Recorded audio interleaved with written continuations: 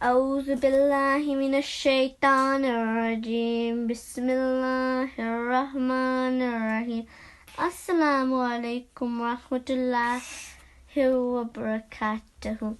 Ramadan Mubarak. This is a decoration with a Ramadan Mubarak poster in the middle.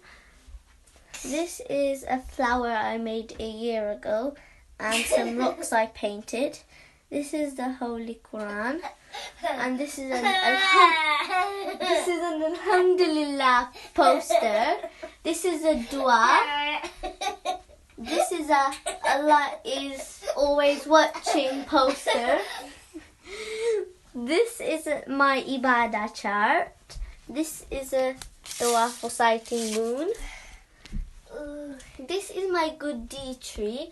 Whenever I do a good deed, I add a flower, leaf or fruit on the tree. This is a Ramadan Mubarak, and this is another one.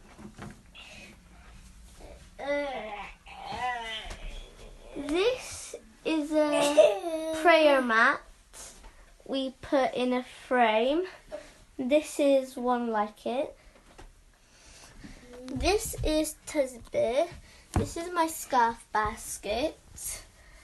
This is a real prayer mat. And this is a moon and star.